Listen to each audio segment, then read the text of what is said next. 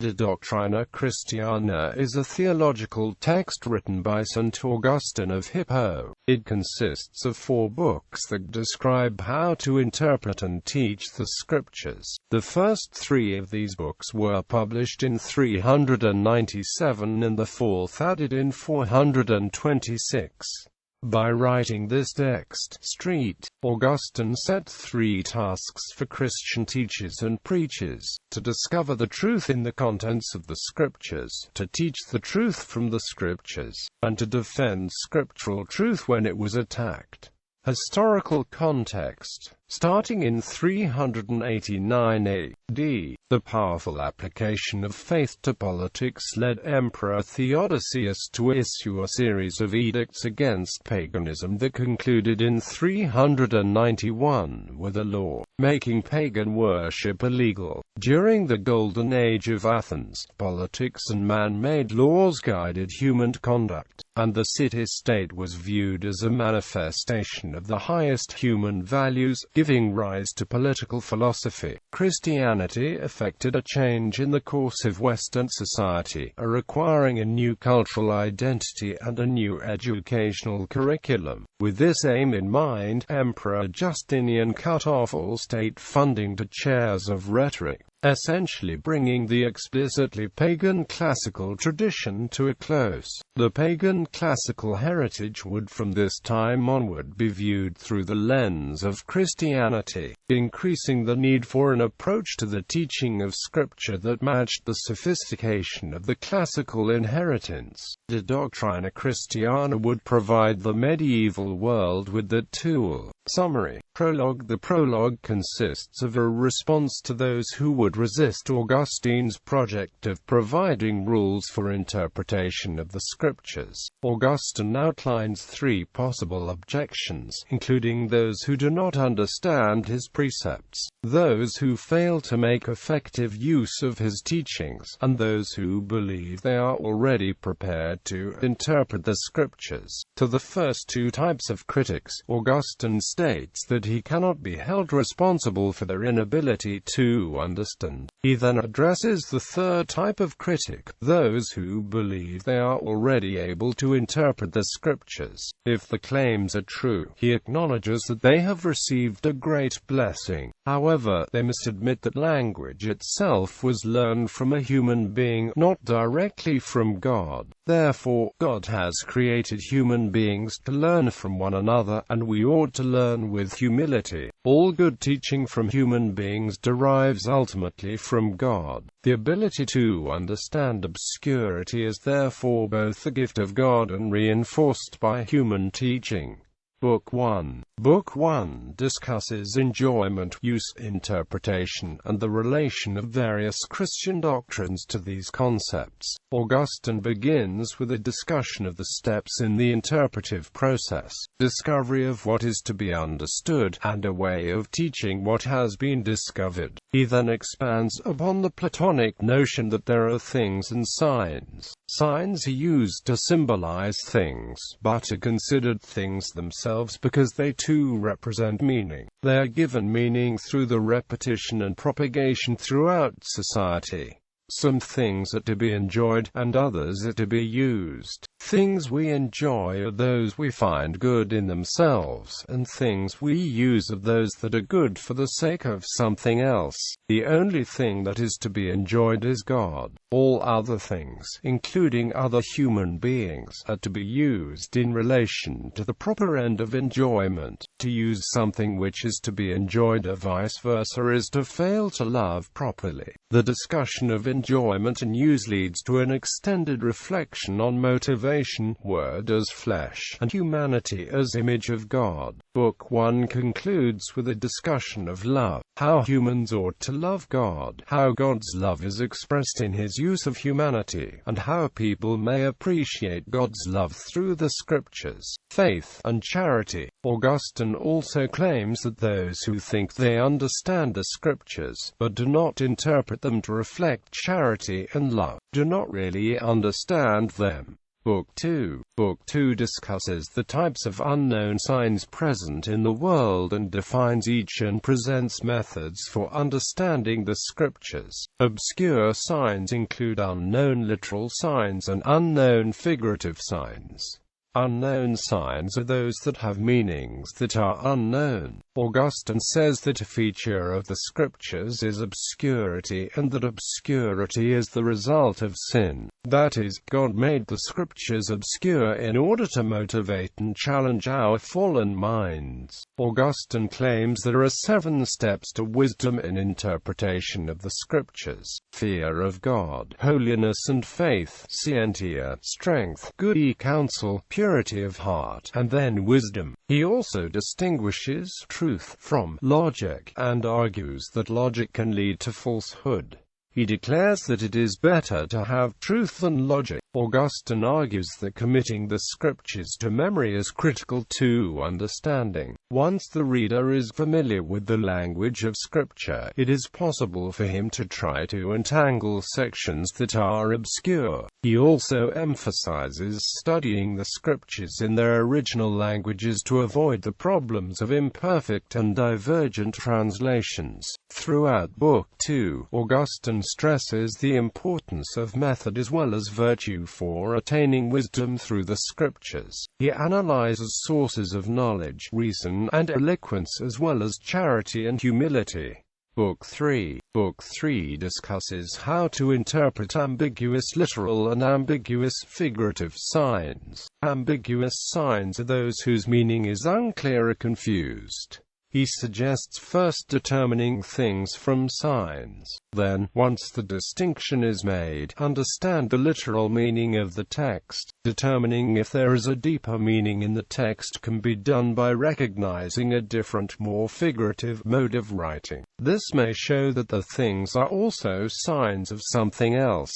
For example, an aged tree could be a literal tree, or it could be a symbol of long life. Augustine emphasizes right motives when interpreting Scripture, and claims that it is more important to build up love than to arrive at a historically or literally accurate interpretation. He also stresses that contemporary readers must be careful to understand that some actions which were acceptable among the ancients are no longer acceptable, and must therefore be interpreted figuratively.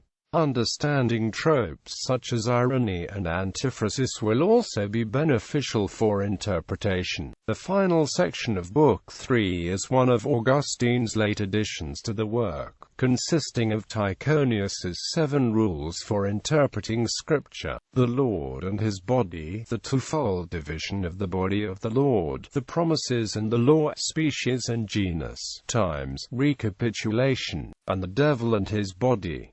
Book 4 discusses the relationship between Christian truth and rhetoric, the importance of eloquence, and the role of the preacher. This book was appended to the work a number of years after its original composition, along with the end of Book 3. Augustine again stresses the importance of both discovery and teaching for the interpretation of Scripture. He cautions the reader that he will not discuss the rules of rhetoric here, for though they are acceptable and useful for the Christian speaker, they can easily be learned elsewhere. Though eloquence is a skill which can be used for good or evil, it should be used in service to wisdom. It is not necessary, then, for the preacher to be eloquent, but only wise.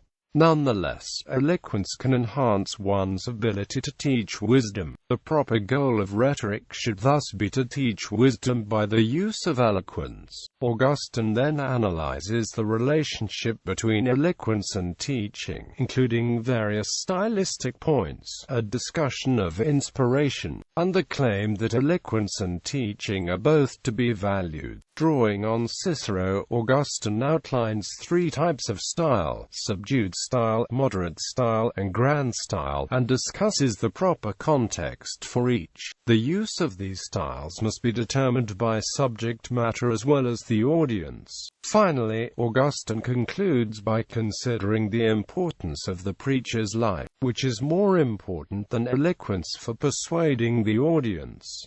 In this regard, things are more important than signs. Prayer is essential in order to receive from God the wisdom which will be passed on to the audience. The text concludes with an injunction to humility, and thanks to God that Augustine has been able to discuss these topics. Connections to Augustine, Cicero, and classical rhetoric in Book 4. Book 4 of the Doctrina Christiana has sparked a great deal of debate among scholars with regards to the extent to which St. Augustine's work has been influenced by the rules and traditions of classical rhetoric, and more specifically by the writings of Cicero. In the final chapter of On Christian Doctrine, Augustine uses much of Cicero's rhetorical theory as he lays down the foundation for the proper use of rhetoric by Christian teachers. For example, Augustine quotes Cicero when he writes, "A certain eloquent man said, and said truly, that he who is eloquent should speak in such a way that he teaches, delights, and moves." Some scholars claim that Book 4 of this text has been greatly influenced by both Ciceronian and classical rhetoric. In his introduction to one edition of On Christian Doctrine, D.W. Robertson, Jr. states that the allegorical interpretation of literature itself was a classical practice. At the same time, others have argued that Augustine is instead writing against the tradition of classical rhetoric. Quote, one academic, Stanley Fish, has even gone so far as to claim that Augustine effectively declares the speaker irrelevant as well when he tells would-be preachers to pray for God to put good speeches in their mouths. In recent years, a number of scholars have made a concerted effort to achieve some degree of compromise, a middle ground within this heated debate. Seller Camilla Ivanovich Barham wrote an article in which she acknowledged this contention, and attempted to argue several places in the text where Augustine agrees or disagrees with Cicero's rhetorical theories. The article analyzes Augustine's use of Ciceronian rhetoric through his discussion of Cicero's three levels of style: plain, middle, and grand. Although Augustine begins Book 4 by asserting that wisdom and clarity are far more important in the rhetoric of a Christian teacher, the saint also acknowledges the power of style and eloquence in connecting with an audience and in persuading the people to act according to Christian law and teachings. According to Barham, this is where Augustine quotes Cicero's very words: "He, then, shall be eloquent who can say little things in a subdued style, moderate things in a temperate style, and great things in a majestic style." Single quote. However, Barham is also quick to note that Augustine, after all, does not completely agree with his famous predecessor in that he believes that for Christian teachers, nothing they preach would be considered a little thing. As a result, Barham argues that Augustine is advocating for alternating and blending the various styles of rhetoric all within a single speech. She explains that by combining these three different styles, Augustine believes the speaker is able to produce a more powerful speech by delivering the necessary information in a clear and accurate way, while he is also able to connect with the audience's emotions through the more grand and passionate style. John D. Schaeffer claims that Augustine's writings should not be analyzed at all from the same perspective as the classical rhetoricians, because his works were produced in an entirely different era and for an entirely different group of people than those of the great classical rhetoricians. The issue for Schaeffer lies in the fact that Augustine was trying to bring together the elements of orality and the Christian religion, which was founded primarily upon the written scriptures and called for private introspection and prayer. Schaeffer says, Book 4 attempts to resolve a central paradox of early Christianity by synthesizing the oral world of public performance with a religion grounded in writing and addressed to the inner person. The Doctrina presents Augustine's attempt to bring classical rhetoric to bear on Christian preaching. Quote, Therefore, he argues that Augustine was not simply writing against the traditions of classical rhetoric, and that scholars should consider Augustine's work within its own context. Bibliography: Augustine, De Doctrina Christiana, Oxford Early Christian Texts, R.P.H. Green, Oxford, Clarendon Press,